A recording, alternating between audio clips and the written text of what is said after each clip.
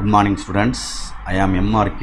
Today 10th maths class chapter 2 numbers and sequences exam sum பார்த்துக்கிட்டு இருக்கோம். Okay students, exam 2.27 determine the general term of an AP whose 7th term is -1 and 16th term is 17. அப்போ என்ன கொடுத்துருக்கு question அப்படின்றத முதல்ல first read பண்ணையில் 7th term is அப்படின்னு சொல்லி கொடுத்துருக்கு. Okay students, next 16th term கொடுத்துருக்கு. அதுலேருந்து நம்மளுக்கு கேட்டது என்ன கேட்டிருக்கான் அப்படின்னா ஜென்ரல் டேர்ம் கேட்டிருக்கான். அப்போ ஃபஸ்ட்டு ரைட்டு கிவன் அப்படின்னு எடுத்து எழுதுகிறேன். Given. Okay students, okay good. T 7th term equal to -1. அப்போ D 16th term equal to 17 அப்படின்னு கொடுத்துருக்கு. ஓகே ஸ்டூடெண்ட்ஸ், அப்போ nth term of AP, nth term of an AP அப்படின்றது ஃபார்முலா. ஏபி கூட்டுத்துறை வரிசைக்கு nth டேர்முக்கு இல்லை ஃபார்முலா என்னாவது உறுப்புக்கான சமன்பாடு nth term of an APs அப்படின்னு எழுதினோம்னா tn equal to a plus n minus 1 into d. Okay students, இதை வந்து T7க்கு கம்பேர் பண்ணையில் எண்ணுக்கு பதிலாக 7 இருக்குது. அப்போ a plus 7 minus 1 into d equal to -1. Okay students, இது அப்படியே சரி பண்ணல. a plus 6d equal to -1 first equation. Next T16 equal to a plus n போல் 16 minus 1 d equal to 17. அப்போ a plus சப்ராக்ட் பண்ணால் 15d equal to 17. குட். இது second equation. Okay, இப்போ அது அப்படி செகண்ட் ஈக்குவேஷன் கீழே இங்கே கொண்டு வந்து எழுதுனோம்னா a + 15d equal to 17 second equation. ரெண்டையும் மைனஸ் பண்ணோம்னா உனக்கு a கேன்சல் ஆகும். அப்போ சைனை சேஞ்ச் பண்ணணும். சைனை சேஞ்ச் பண்ணுறோம்னா ரெண்டு ஈக்குவேஷனையும் சப்ராக்ட் பண்ணுறதாக அர்த்தம். சைன் சேஞ்ச் பண்ணலைன்னா ஆட் பண்ணுறோன்னு அர்த்தம். இப்போ சைனை சேஞ்ச் பண்ண வேண்டிய சூழ்நிலை வந்தனால 1 - 2 அப்படின்னு எழுதிட்டு தான் நீ எது பண்ணணும். இது ரெண்டையும் அடிச்சிடலாம். அடிச்சிட்டோம்னா அடுத்து என்ன வந்துடும்? மைனஸ். ஓகே ஸ்டூடெண்ட்ஸ், 9d அப்படின்னு வருது. Okay good.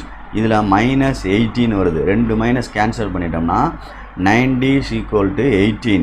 அப்போ d equal to 18/9 அடித்தோம்னா 1 9s are 9, 2 8s are 2 9s are 18. Okay students, அப்போ d ஈக்குவல் டு என்ன வருது அப்படின்னா நம்மளுக்கு 2 வருது. Okay good.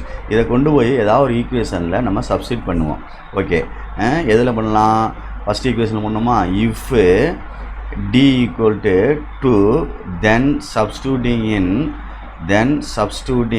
in first equation. Okay students, கேர்ஃபுல்லாக எழுதிக்கோ. d இது d ரைட். அப்போ என்ன வரும்? d கொஞ்சம் கேர்ஃபுல்லாக எழுதிக்கோ. நான் சின்னதாக எழுதிட்டேன், அழிச்சிட்டு எழுதுகிறேன். Okay good. d சரி. இப்போ a + 6d ஈக்குவல் டு -1. இதில் வந்து டிக்கு பதிலாக சப்ஸ்டியூட் பண்ணையில் a + 6 × 2 equal to -1. a + 6 2s are 12 equal to -1. a equal to -1 -12 இந்த சைடில் போச்சுன்னா அப்போ a ஈக்குவல் டு -13. இதுதான் a உடைய ஆன்சர்.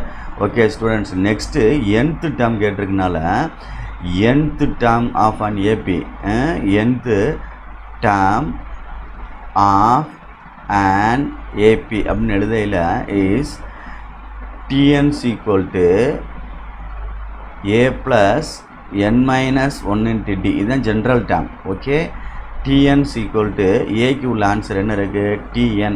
நல்லா Tnலாம் பெருசாக போட்டுக்குங்க. Tn equal to ஏக்கு வந்து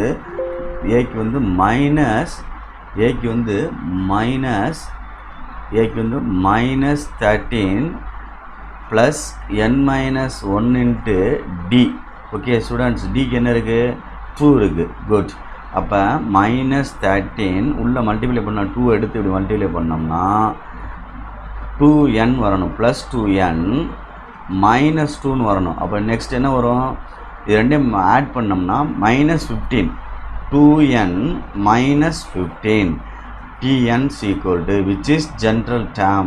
இந்த கணக்குக்குள்ள answer general term okay good students, கேர்ஃபுல்லாக மெதுவாக இது பண்ணு. 2 ஏபின்னு சொல்லிட்டாலே 2 டேம் கொடுத்தா எலிமினேஷன் மெத்தட் யூஸ் பண்ணி செய்கிற மாதிரி 2 ஈக்குவேஷன் ஃபார்ம் பண்ணி எலிமினேஷன் மெத்தட் யூஸ் பண்ணி ஏதாவது ஒன்றை கேன்சல் பண்ணிவிட்டு ஒன்றை கண்டுபிடிச்சி அதர் ஈக்குவேஷனை சப்ஸ்டியூட் பண்ணிவிட்டு அடுத்து என்ன கொஸ்டினில் கேட்டிருக்குன்னு பார்த்து செய்யணும். இது வரைக்கும் ஒரு ஸ்டெப்பாக வரும் ஏடியும்.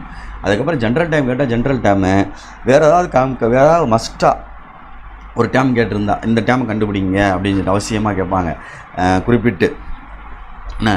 அந்த கண்டுபிடிக்கையில் அதை கண்டுபிடிக்கணும். இப்போதைக்கு நம்ம கேட்டதுக்கு இதை செஞ்சுருக்கேன், ஜென்ரல் டேம் இந்த இங்கே கேட்டிருக்கு, அதனால் இதை போட்டிருக்கேன். Okay, thank you students.